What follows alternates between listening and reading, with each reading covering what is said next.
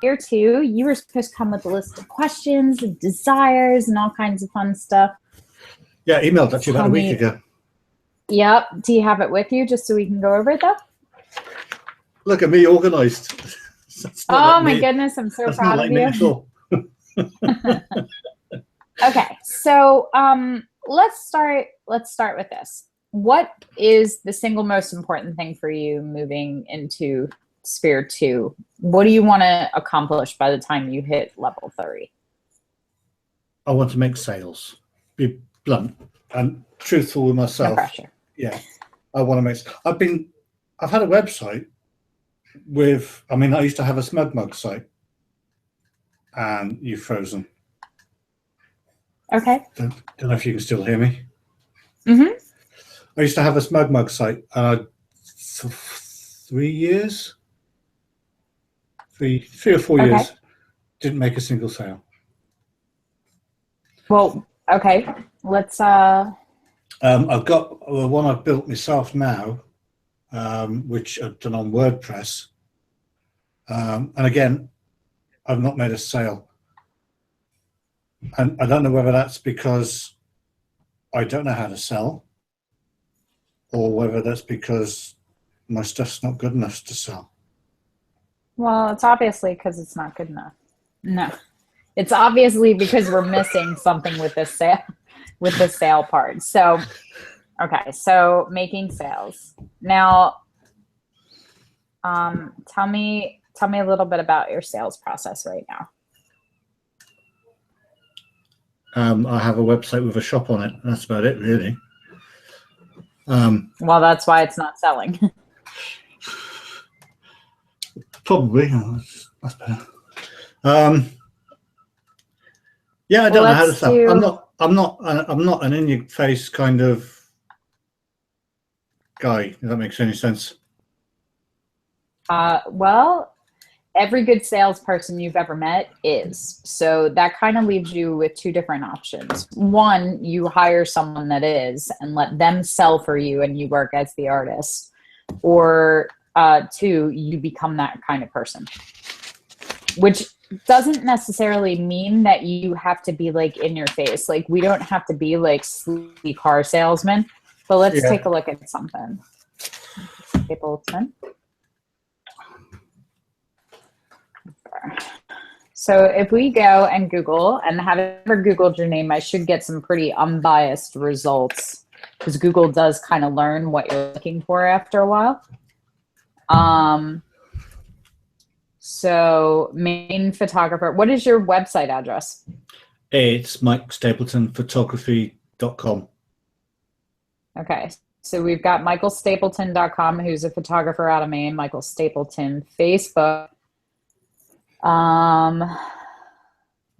Michael Stapleton model. There's also a model with your name. So male model. I'm guessing that's not you. No, not anymore. Not anymore. Okay. Then it goes to Stapleton and Associates LLC Forensics Training.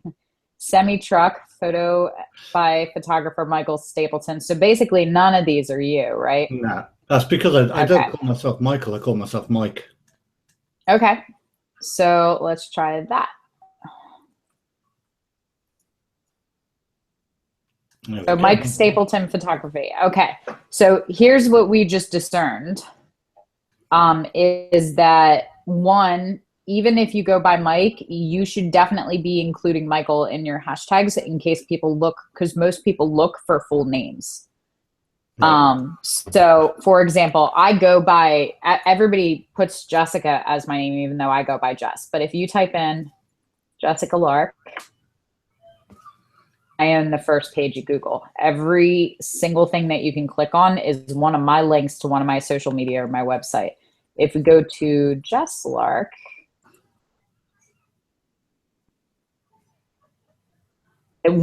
see how it automatically wants to put in Jessica Lark, even though I only typed in Jess? Yeah. Which most people, when they see the link come up close enough, they'll just click on it. So if we go to Jess Lark Photography, it's still bringing up my stuff because I have both names in there. And then if we go back to school year spelling, it's still bringing up my stuff. So I own the corner of my name in every variation, which you should too. So that's something that we should look at for you. Now, tell me, what search terms would people be looking for that they should bring up your work? Seascapes, long exposure.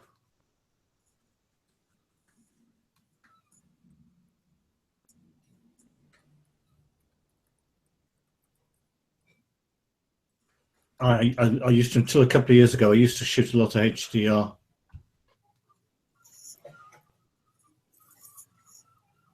Okay, so if we look on the main site, 500 pixels, flicker, shutter stoppers, doing articles on how to do it, 7 tips to help improve your seascape. So half of the links that are coming up for seascape photography are actually tutorials and tips on how to do it. Yeah. If we're looking for long exposure seascape photographs, let's say purchase.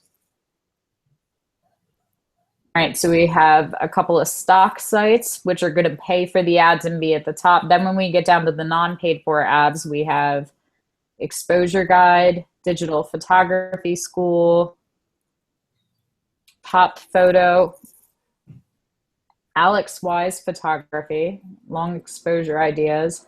Okay, so what are we seeing? We're seeing lots of tutorials. We're seeing stock photography sites, and we're seeing one person that seems to be a photographer, Mike Dooley Photography, who, even though he is a photographer that does that, the article that's getting shared is more of like a blog post. Well, so yeah. Are you blogging at all? I do have a page on the website, which is a blog, which I've called One Eye Open. But I've not put anything up there for a few weeks. I keep meaning to, and then that's not me. Yeah, you're also competing with a hockey player. That's okay. For a while, I was competing with a porn star. Yeah? Well, here you go, you. Yeah. Yeah. There is some bloke who's quite high ranked in the FBI as well, called Mike Stapleton, or Michael Stapleton. Okay. So basically, if they type in photography after it, this is you, right? Yeah. Okay, so if they type in photography, if they have your name in photography, they're going to get you. If they type in Michael, they're not. So I would definitely be putting Michael on your website as well, even if it's not, like, it doesn't have to be Michael Stapleton Photography, but putting it in the text, you know, even if it's just something like about me and you go, I hate going by Michael. As long as the word Michael is in there, Google will index that as maybe you're looking for this guy. Yeah. Does that make sense? Absolutely. So somewhere in there, or in the tags or the metadata or something, get Michael in there too, so that it starts directing that, because that is the full name.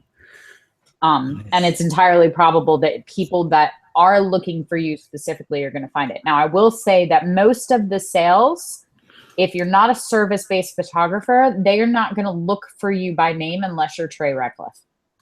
Yeah. So it's much more likely that people that are looking for what you have to buy are searching for things like seascapes, beautiful sunset at the ocean, moss-covered rocks, you know, like those kind of things. You have to think, like, if somebody's looking for what I'm selling, how are they searching for it, you know?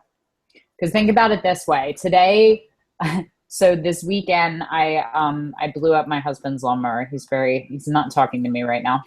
I put a 6-inch hole in the engine. It's dead.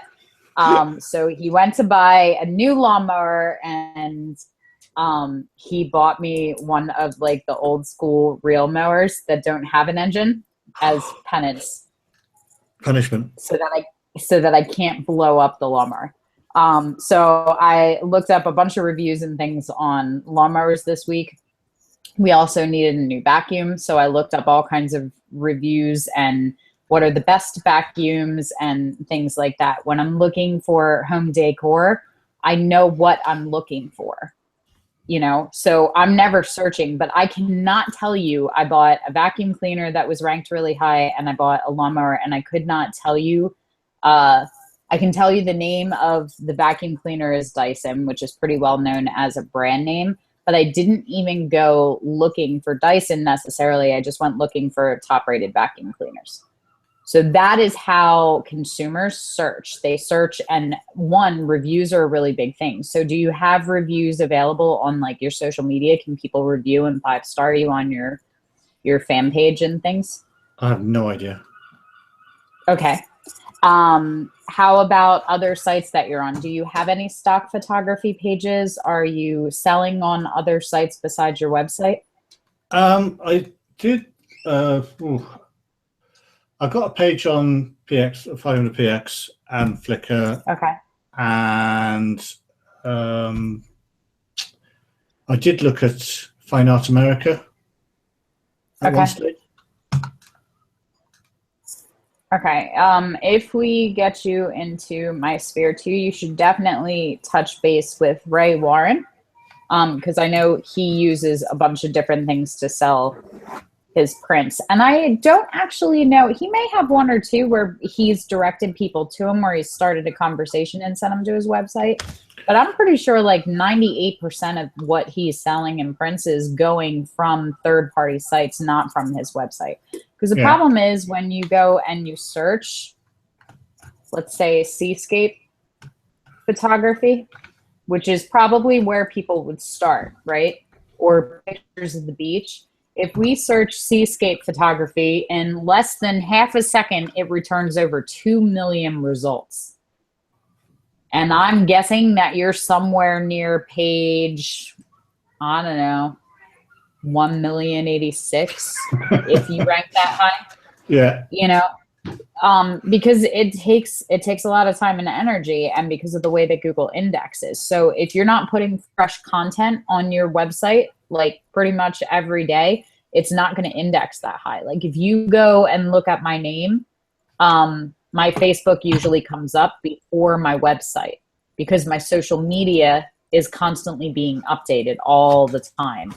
And then there's other little things, like it jumped in the rankings on Google once I got my page verified, because now it goes, oh, this is the official person, so this is definitely who you're looking for.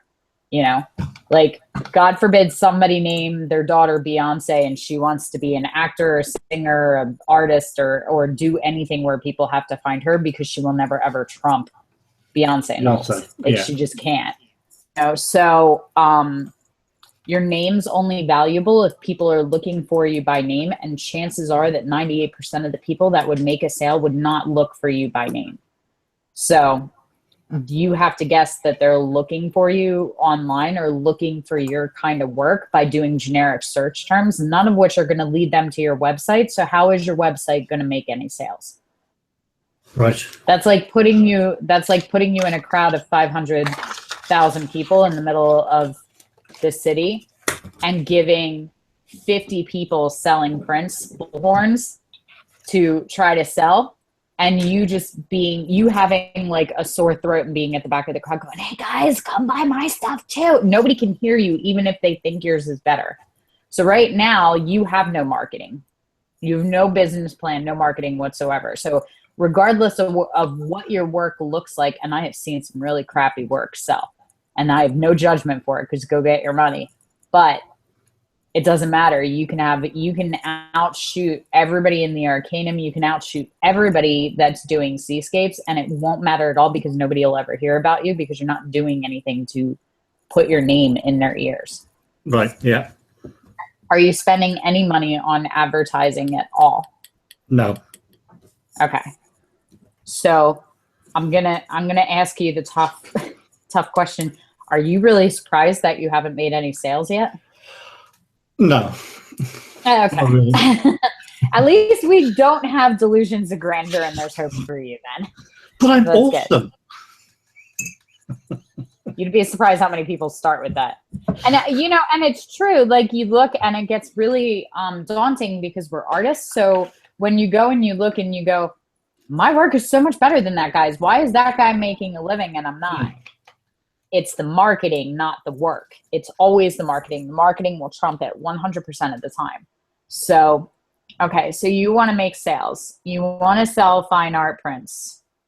Have you ever sold any of your work? I've sold three. Two to the same woman, but one was a HDR sunset I took at a place called Hope Cove, and the other one was over. They got a farm and a load of fishing ponds, so I took a sunset of that, and they bought that as well. And how did they find you? Oh, she's a friend of the wife's from way back at school. Nepotism doesn't count. And then I got 3 images in a local gallery here. A local artist got 3 of my images in a shop. Okay. And she sold one of my panoramics. But I'm thinking of taking them out of there because she said, well, at the beginning of the year, I could sell these all day, every day during the holiday season. And there's a week left of the holiday season and not sold one. Okay. So how did you get into that gallery? How did you make that connection?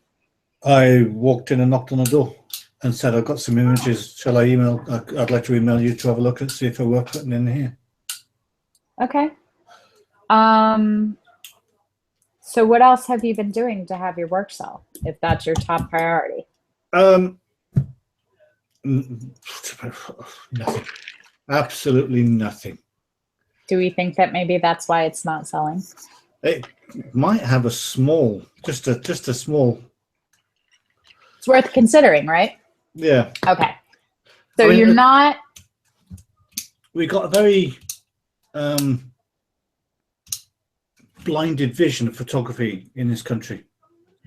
Like in America, it is, from what I've gathered, it's you'll sell it in galleries and people will buy it. You go here, and you go to a gallery, and it's like, but that's a photo. That's not art. No, it's pretty much the same here. Yeah. Yeah, it is. And it's funny because all of the Americans that I work with are like, God, I wish I was overseas where they really appreciated art.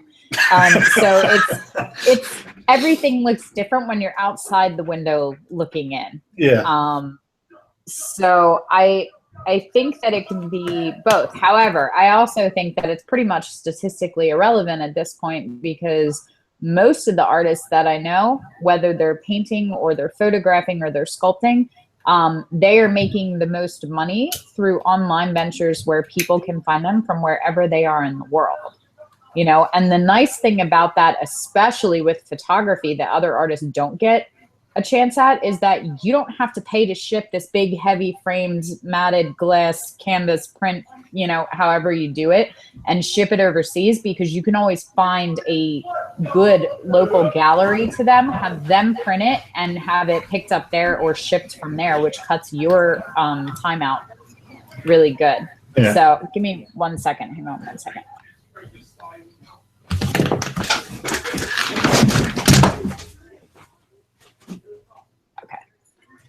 So, okay. So I think if we're finding that your local area is small, that as long as you have an internet connection, I don't accept that as a reason for why it can't sell. People saying like, oh, people don't appreciate photography or art in my demographic, especially if you're a fine art photographer where you're selling prints and you're not trying to do sessions, everybody in the world is your potential client, because they can get it wherever it is in the world, you know, with very, very rare exception. So, and that might actually work better for you, because if you say like, I'm not a very outgoing salesy kind of person, then in-person sales might not work as well for you. So being able to advertise and do it online where there's that barrier to entry, between you and your perceived failure, because that's why people aren't salesy. They don't like hearing no and they fear rejection. Am I right? Yeah. And that stems from childhood.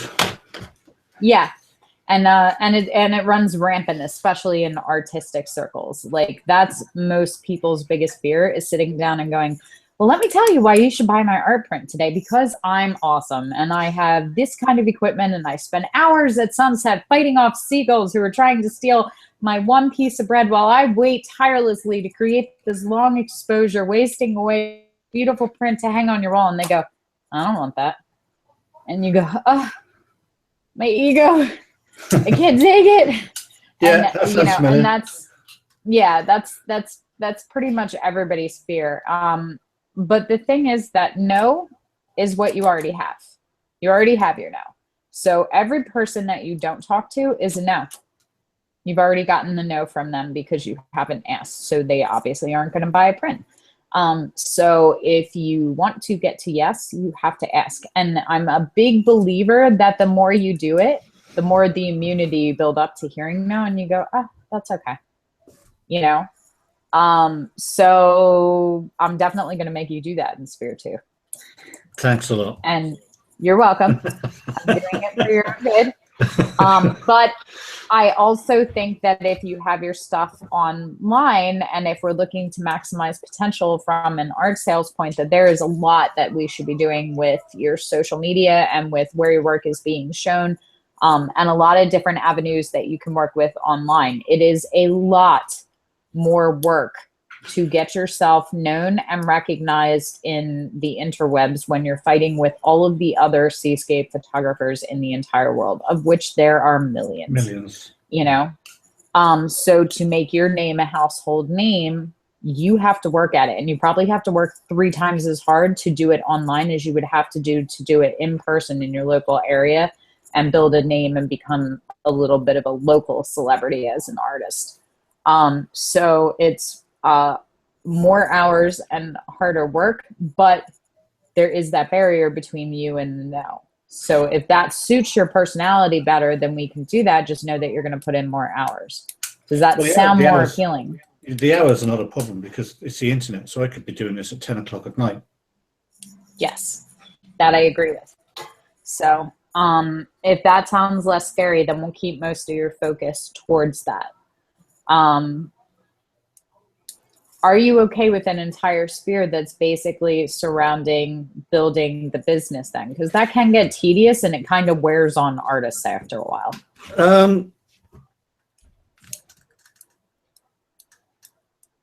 I also need to know about, I mean, I know how to use Photoshop. Okay. At a basic level. Okay. I do a lot of what I would call fumbling around, not really knowing what I'm doing. I have in my mind's eye what I want the image to look like when it's finished, but not knowing how to use the tools to get to that point. Does that make sense? Yes. So we want to spend some time looking at Photoshop and post-processing as well. Yeah, and a lot. I think a lot of that I get lost in layers and layer masking. Okay. Any more than about 7 layers, and I'm just like, oh my life! I've lost the thread of where I am. I know that feeling. And then it's like, well, am I sharpening with this or am I sharpening with that? And it's at the moment I'm trying to teach myself frequency separation. And oh, that's a fun one. Good luck with that. That took me about 3 months. I've just gone straight back to Imagenomic. The one image I did with the flower of faces, she was in an empty forest. So every single flower that's in that image, and there's over 100 of them, is a separate layer. There was like almost 200 layers in that document from start to finish. So I hear you. Wait until you lose it and you have to go back. And then you edit on the wrong layer. Yeah, I totally understand. Yeah. So I should have a level where you have to do a Photoshop document with at least 100 layers. I gotcha. Okay. What else? Hey.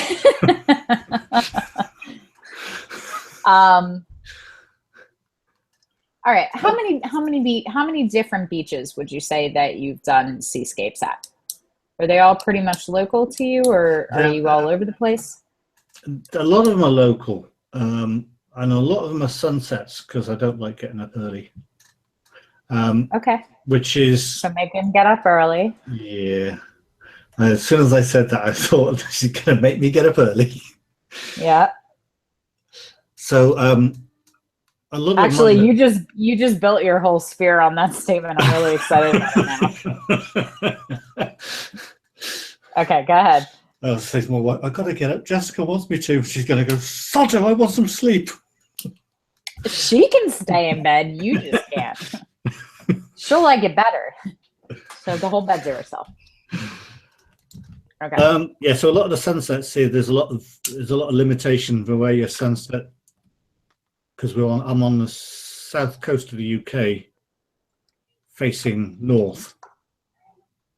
If that makes any sense. So sunrise might go better. Sunrise, I'll get more options of beaches that are local. If we had let me see if I'm just going to open up my Seascapes gallery page. Yeah, first 1, 2, 3, 4, 5, 6. There's six on that page there, which are in a 15-minute walk from my house. Okay. Let me The nice orange one in the middle is Australia.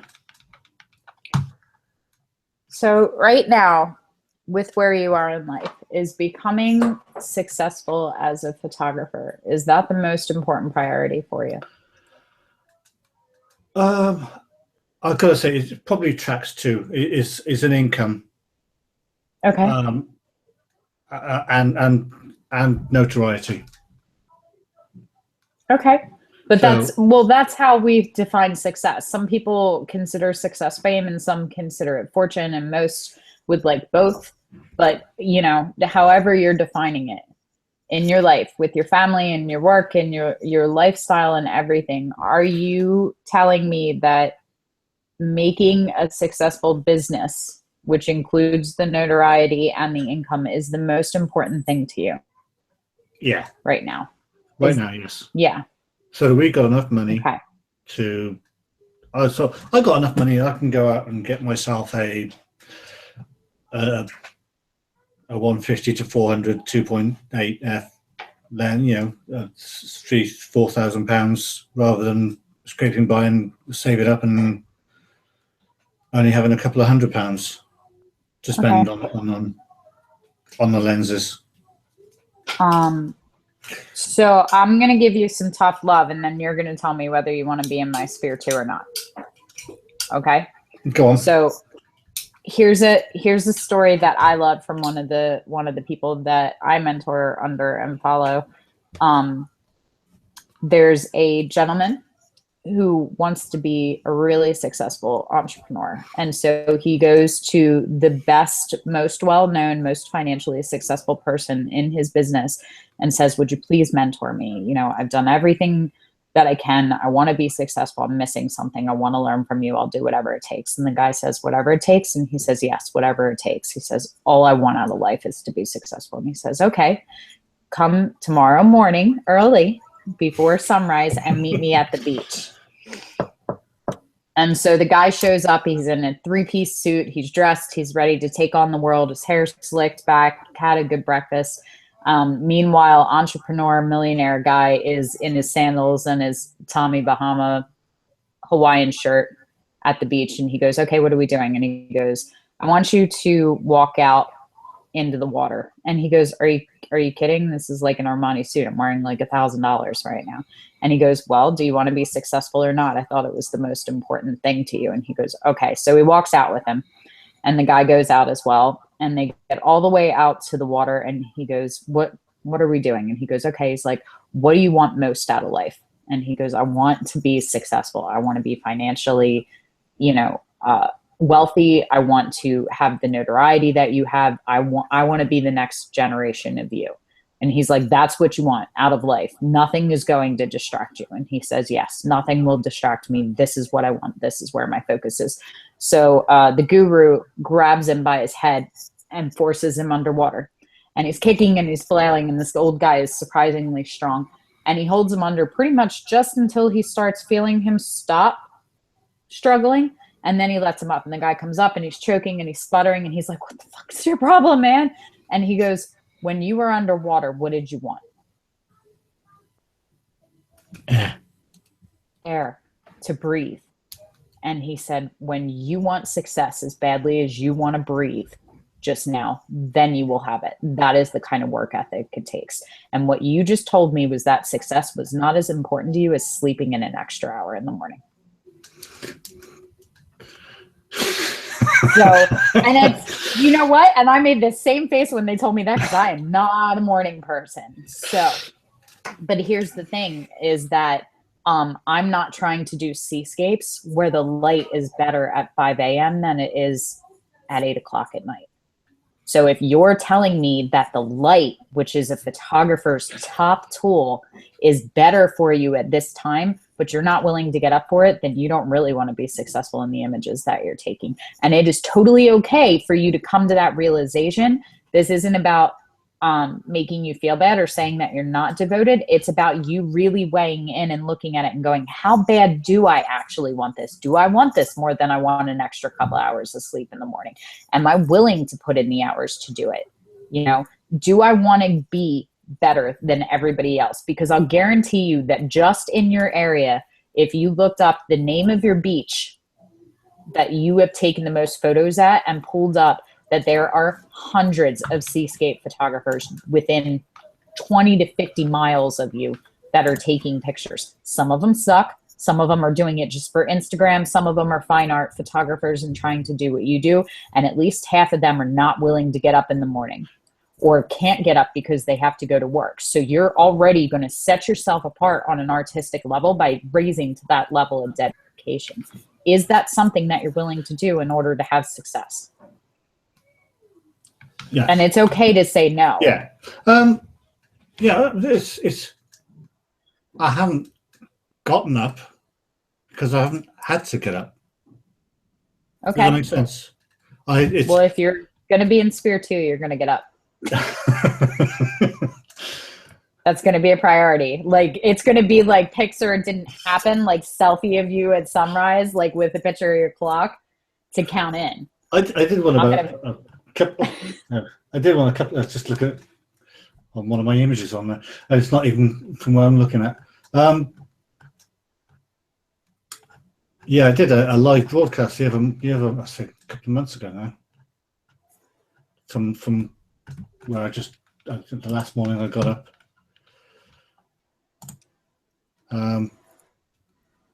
So I've done it once this year because but it's because I haven't had to. I haven't had to get up. So no, you haven't, and you still don't. You don't have to. You have it. You aren't doing photography. I do.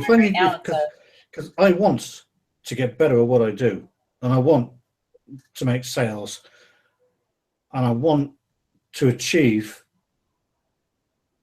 what I think I need to achieve. And if that means I got to get up at 3 o'clock in the morning, go out, do a couple of hours of photography, come back, have some breakfast, and then go to bed for an hour, get up and then take the little ones to school, then that's what I got to do.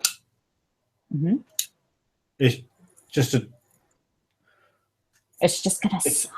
Yeah, but it will. But I mean, what's it? It's Henry Ford. It was, if you've always done what you've always do, or if you always do what you've always done, you'll always get what you've always got. Mm-hmm. Which isn't working right now. Which isn't working. So I have to change something for other things to change. So here's the thing is that looking at your work is good. There's always room for improvement. You're always getting better. You know, every time that I look at my work from 6 months before, I can see what I've learned in the meantime and where I've gotten better at it. So your work will continue to grow. We can all agree as photographers, as much as we say, oh, it's not the camera, it's the photographer. If I give you a Canon Rebel and I give you a 1DX, you're going to create better images. The same way that if I give Van Gogh paints or I give him crayons, he's going to create better images with the fine art paints. You know, the tools make a difference. Yeah. The light absolutely makes a difference. Your understanding of Photoshop and post-processing absolutely makes a difference. All of these different things come in to create exceptional images. When you get good enough that you don't have to introduce yourself, that is when your name starts making you money. When people know it's your image before they see the watermark, that's when it starts to matter. So I say this one, and the people that are in House Lark have heard it before. You know, if I go back to painting, which was my first love and what I went to school for, and I create the most beautiful, gorgeous portrait that you've ever seen in fine art oils with, you know, custom horsehair brushes, and it's on the finest quality canvas, and it's matted and gold leaf framed, and it's just beautiful, and it's the size of the wall. And I put it in an auction, and the one right after me that's next up for bidding is a napkin with a stick figure drawn in lipstick. Which one's going to sell? Mine is, right? And it's going to sell for a much higher price because, one, just the quality of the materials is much more. I've taken better care to make it. You know, two, it's definitely superior as far as our artistic quality goes. We forgot to mention, though, that this painting is by Jessica Lark, who's nobody's ever known. The other one is by Picasso. Yeah. Now who's going to sell for more? It's still a freaking stick figure in lipstick on a napkin. But now it will sell for millions because people have confirmed who it's from. That is when your name matters. Way too many people are worried about getting known instead of worried about creating things that are worthy of being known for. And part of that is going the extra mile for the images. So there's a lot of truth to the fact that when your images get that good, you don't have to sell as hard, especially if you are not salesy kind of person where you can walk into a room, sit down and sell the room. You know, like I can make grown men cry in the middle of a photography expo on a presentation about smug mug websites, you know, and I get that. Yeah, go for it. My daughter's screaming her head off for some reason. Yeah, go ahead. Just can't. Sorry about that. That's okay. What's the matter? So for those of you watching, if you're not in my Sphere 2, this is kind of abuse that you will take. And Sphere 2 is actually ending. We're moving up to Sphere 3 and Sphere 4 with personal projects. So now's a good time to go get some water, sit and watch me make faces.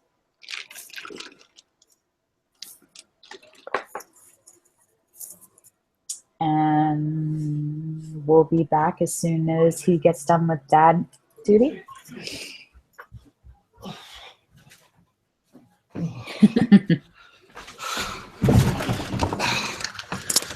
Sorry about that. That's okay. You have the dad side going on. The joys of looking after disturbed children. Yeah, they're all disturbed. Oh, these are. Right. No idea what she wanted, but she wanted mum, not me. Yeah. Okay. Right. So you're not as good as Picasso. Yes. So you're not as good as Picasso. And it's not even that you're not as good. Like we already established, if it's a stick figure and a fine art painting that's worthy of being museum quality, it just comes down to the name. But it comes down to the name because he already made a name for himself. And he made a name for himself because his work was interesting and it grabbed people's attention. And some people hate Picasso and some people love Picasso. But everybody has an opinion on Picasso because it challenged the way that they think. You're going to have a much harder time with that because you're taking pretty pictures of the beach. And everybody can agree that they love the beach and it's pretty and, oh, look at how nice it is. And maybe some people are like, I don't like the beach. I hate sand, gets in everything. You never get it out. Don't like the smell, don't like the salt water, whatever. But they're not going to have an emotional or mental connection or aversion to those kind of images because they're safe images. So how do you form that emotional connection? Which is one of the questions that you're going to have to figure out the answer to if you want it to sell, because people make decisions based on emotion 90% of the time. You know, like you can ask anybody, would you spend $2,000 on a picture of the ocean? And they'll say no. Now, if I took that same picture and you created a fine art image, and I, who have never done a seascape, let alone a long exposure seascape, take a picture with my cell phone at the beach, but the potential buyer who's looking between the two can spend $2,000 on yours and $2,000 on mine. Chances are they're going to spend $2,000 on yours because your work exceeds mine and speaks for itself, and it's a beautiful image and it would look gorgeous in their office or in their home. My picture, however, has a picture of their father and their daughter at the beach looking at the waves, and their father just passed away 2 months ago. Who do you think they're spending $2,000 on that picture for? The An memories. Instagram photo. Because there's an emotional attachment to the image. Yeah. So how do you create that? Why do people go to the beach? Where is the interest in that? Because you have a couple of different things. You can play on memories, which are the most potent thing that you can connect to because they create nostalgia. And the memory of something is always sweeter than it was in the moment. Like you're running up and down the stairs right now and you're like, oh, she didn't even want me. She wanted mom. So she's going to kill these kids or something. But when that little girl walks down the aisle and she's not your baby anymore, you won't think of that. You'll think of rocking her. And even if you're thinking of the things that annoyed you, you'll think of them in a sweet way. I remember how obnoxious that kid was. And, oh, mom, you know. She's not getting married. She's not meeting boys. Exactly. But that, so there, like, even when we're teasing and we're joking about it, like, there's that parental feeling and protection, and nobody's good enough for my little girl. All of those are emotional responses. Yeah. So maybe a good way to start is to go ask some people that aren't invested in the art community and aren't looking at your art, because this is what photographers do. What do you think of the work? Do you think it's good enough to sell? What do you think of the beach? What do you love about the water? Why do you take the trip and go through holiday traffic down to the shore to go sit in the hot sand in a polluted water? And, you know, like, what about that is appealing to you? You know, what are the feelings that are attached with that?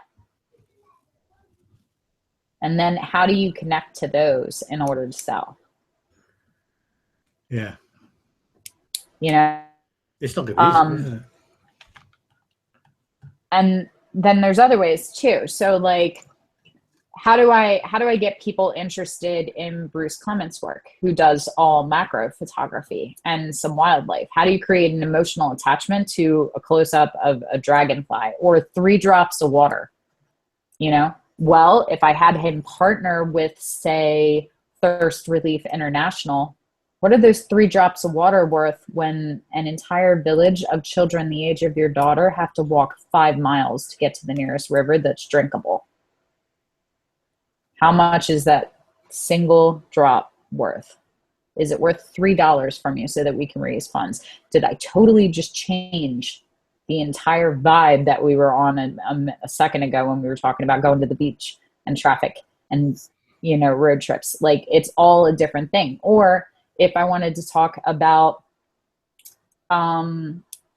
the ability to remember that the small things are the big things. Well, what are the small things? What are the small things that become the big things? And then I invite a conversation, because as I'm saying these things, you know, we have people that are sitting in and listening in or are having the conversation. They start answering those questions. So the fastest way to create a connection with your work is to ask them a question that they have the answer. And one of the biggest problems with selling is that people want to tell.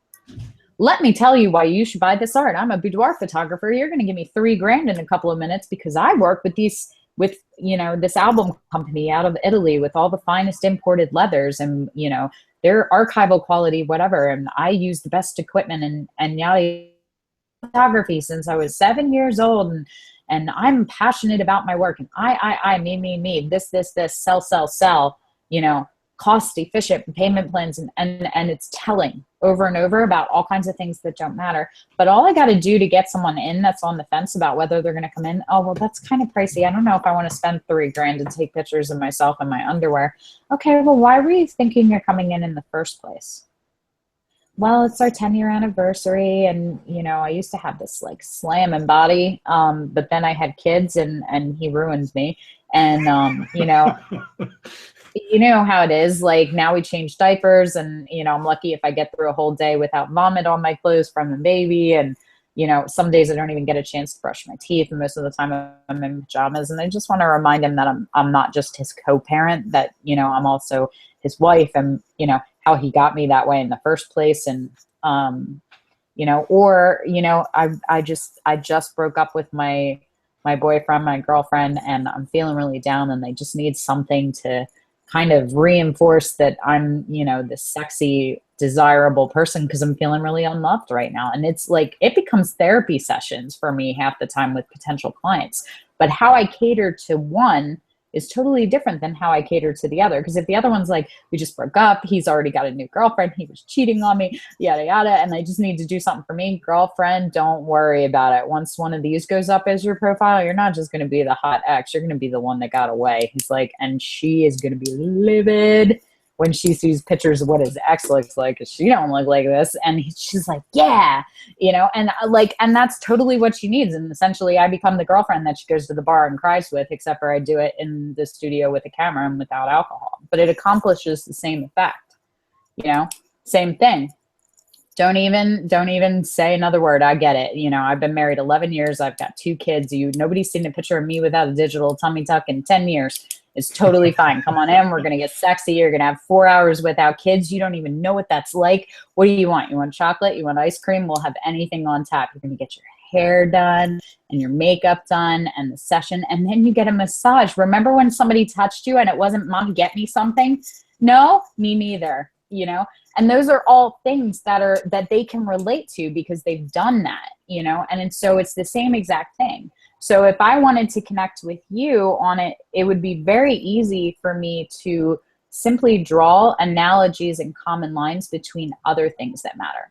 So it might not be the beach itself. Like Bruce's whole sphere too is about climbing the mountain, and it's about minuscule versus magnitude. And so he has these 7 things, and we looked at Everest.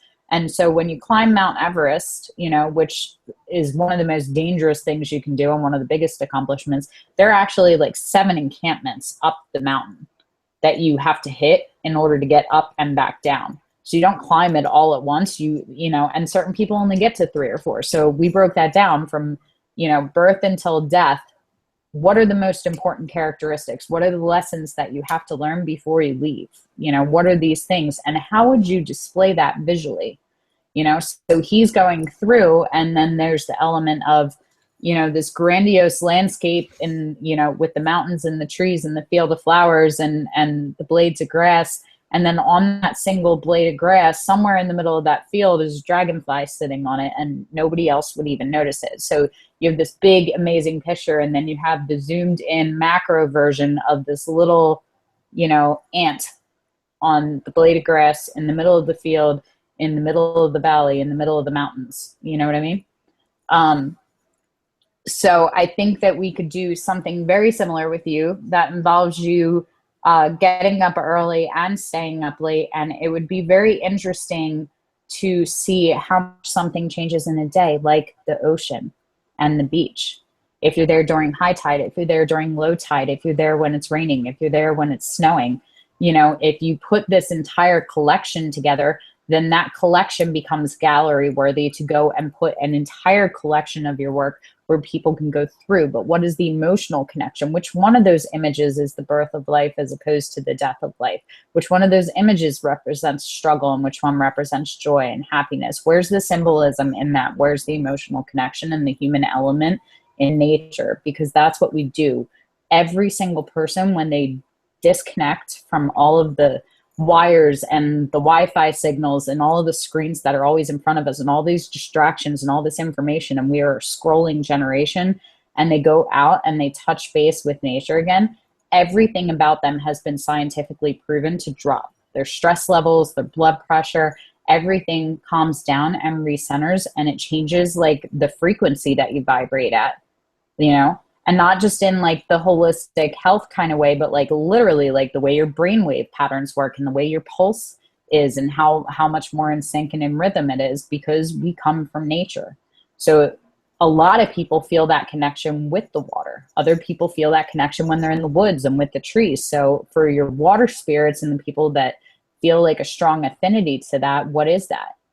You know, there's a lot of similarities between feminine energy and the water and the moon and the tides and stuff like that. And you could have a field day going through and seeing different religions and different spiritual practices and mythology and folklore, and, you know, what's the power of the ocean, what's the power of the moon, what's the power of the tides, you know, and how do you display that in a visual pattern?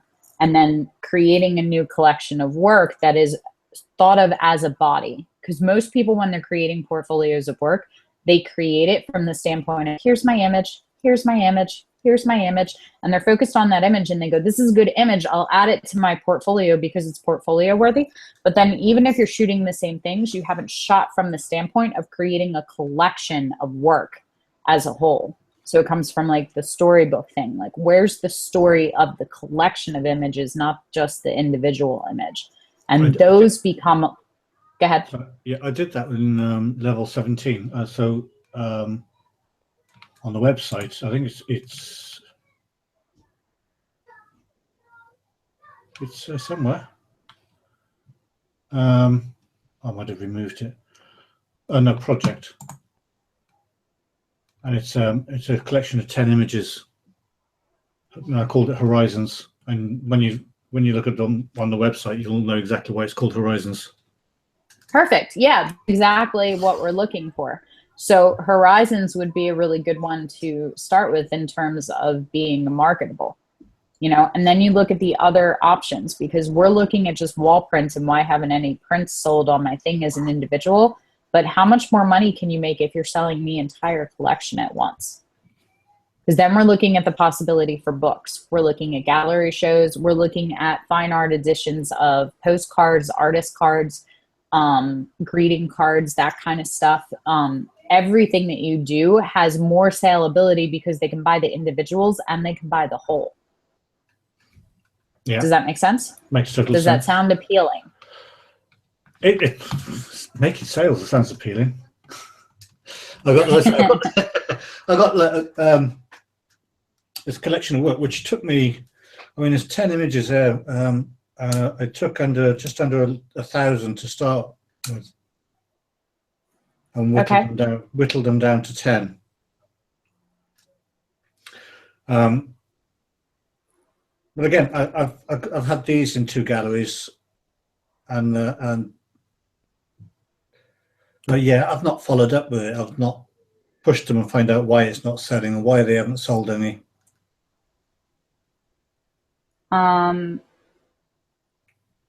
Okay. Here's, hang on, let me finish this note. Here's what I want you to do. I think that your focus should be on the body of work as a whole and how that feeds into a full project. So I will send you an invite to join Sphere 2. The first thing that I would like you to do once you get into Sphere 2 is check out Bruce Clement and Sandra Jordan. Sandra's actually in my Sphere 3 now, but all of her Sphere 2 stuff is still in the community, and she's still in that community and contributes there. She lives in London, doesn't she? She does. Yeah, I did have a nose at her website. But check out her sphere maps, because there's a whole discussion board in there that is called the sphere maps and has everybody's individual lists. Both of them are project-based. So the idea isn't just that they're creating new images. The idea is that it's coming to fruition. So Sandra spent all of Sphere 2, and I have a hangout with her for Sphere 3 later this afternoon. So if you're free at, I think she's at 3, so 2 hours from now. Now we're talking about the sellability of that. So she spent the whole Sphere 2 building the body of work and making it sellable and figuring out the packaging for that. And then Sphere 3 is bringing the book that she put together into print and making that widely saleable. which is building the notoriety and building the income, which is what we want to do. I would like you, Yeah. I would like you to check both them out and see what about their projects resonates with you, what scares you, what you don't like. And then I would also like you to go and look up and find me 10 photographers that are, by your definition and at least your perception, successful seascape photographers.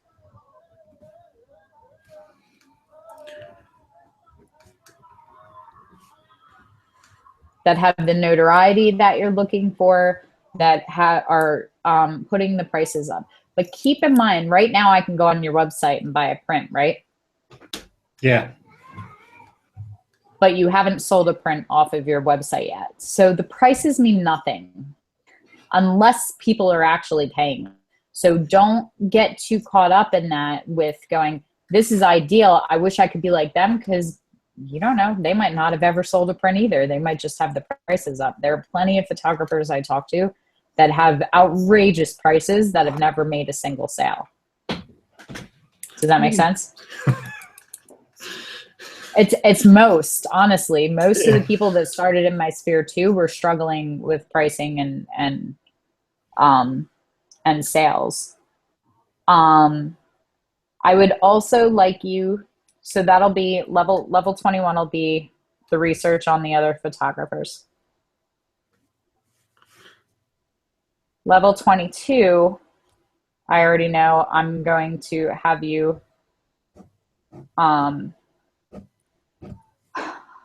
with the research on the photographers. I want the list of photographers, and then I also want you to save and put up a gallery of at least 20 images. You can also do it via Pinterest if that's easier for you, but at least 20 images from those photographers. You can have 10 from one and one from each of the others, or whatever, however you want to break it down. But pull 20 images that are showcasing what you want to be able to do in camera and in post. So if they're doing something that you're like, oh my God, I love that, but I don't know how to do it, that's what you're looking for, is this is the next step for me. Does that make sense? Yeah. Okay.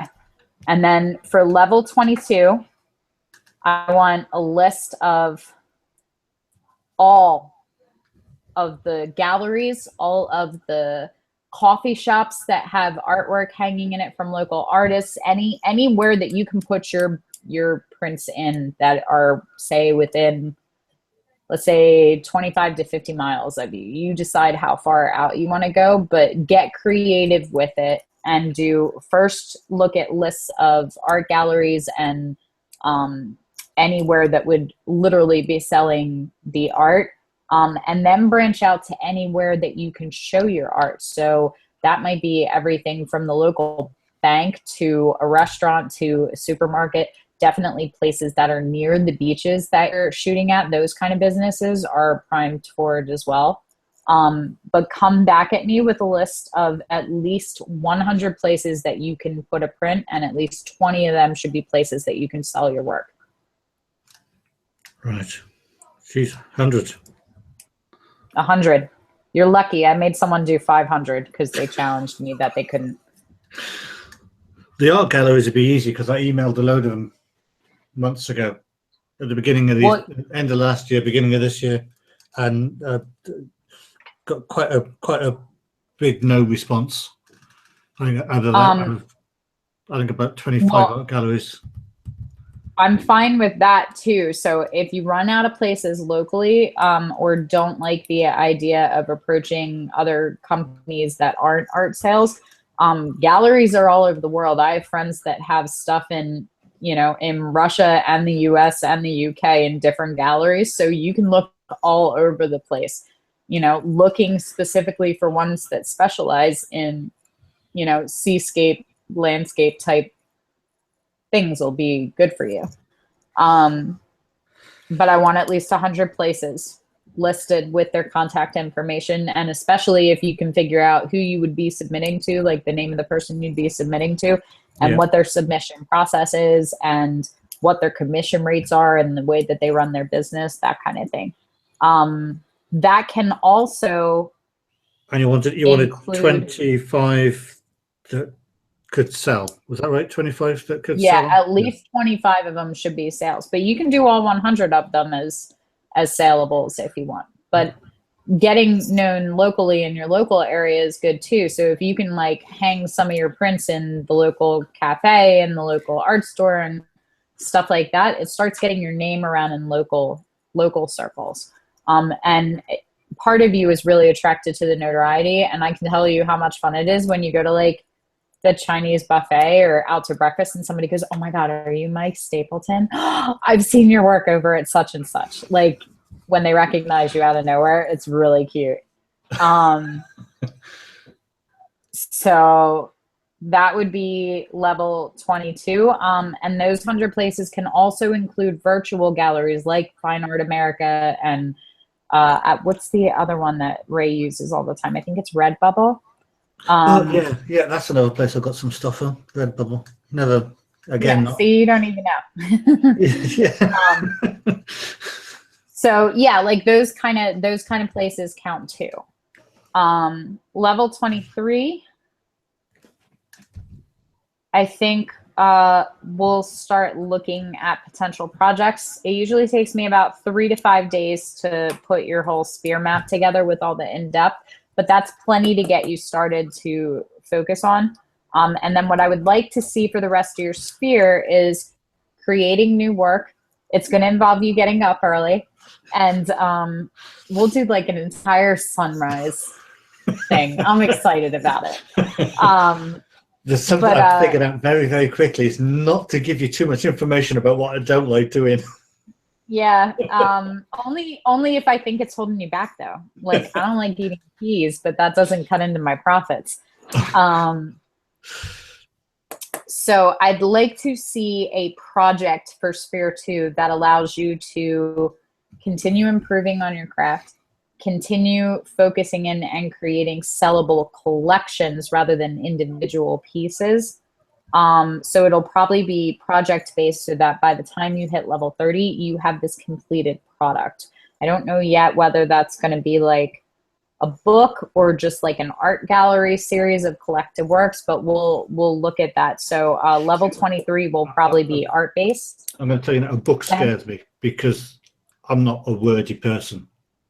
I failed English in high school. You don't have to be. If you look at Sandra's book, it's very, very minimal. And most of the text in it, she didn't write. They're just quotes that resonate with her and in correlation to the images she created. So it can be a fine art book. Do you own any photography books?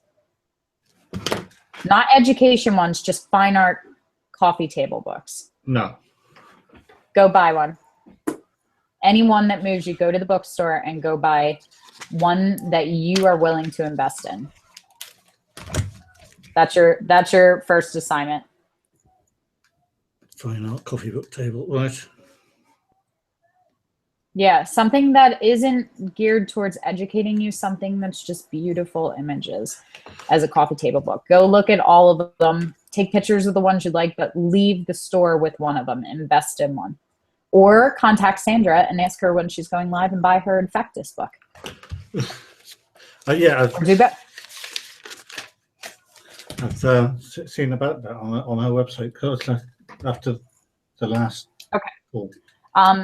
So I have another meeting that I'm already late for, so I'm going to wrap it up. But those will be your first couple, and then over the next couple of days, I'll put the rest of your sphere map together. Once you get into the community, there's the wishing well exercise. That's your first personal assignment. So you can go in there and do that, and then just kind of make yourself known with the rest of the group and drop me a line if you have any questions in the interim. First question is the finances for the Arcanum. Obviously, I've been out for a while, and I've got to start paying again, but I'm paying with a new credit card. Okay. So I updated my application form the other week, but I couldn't find where to change the payment details. So you'll want to just drop, I think it's support at thearcanum.com, but if you go onto the Arcanum website, because I don't have anything to do with that, All right. But if you go into the Arcanum website, they'll have like the contact us, and I'm Yeah. pretty sure it's support at thearcanum.com. But just drop them an email, say you're looking to update your credit card, and they'll take care of it for you and put you in. Okie dokie. Lovely. God, I've got a busy couple of days now. And it's a bank holiday weekend. I'm going out shooting tomorrow. Yay! Early, right? No, it's not. It's an event. It's Okay. for myself. Well, that's plenty. That's plenty to get you started on in the interim. And then the last thing is, once you get your Sphere map up, you only have until December to get it done, because Sphere 2 wraps up at the end of December. So you have about 4 months. 4 months. That's all right. It only took me 18 months to do Sphere 1. Who'd you have for Sphere 1? Rodney Campbell, out of Sydney, Australia. He's a pushover. He's way nicer than I am. Yeah, he was. Now you're really in for it. Yeah, he He's didn't push. Good He teacher, didn't push though. a lot. Yeah. Oh yeah. Well, that's pretty much it. So I will send you the invite later today once I get through the rest of critiques, and just drop me a line if you need anything in the meantime. Right. Thank you very much, Jess. All right. I'll talk to you soon, Mike. Right. Bye. Cheers. Bye.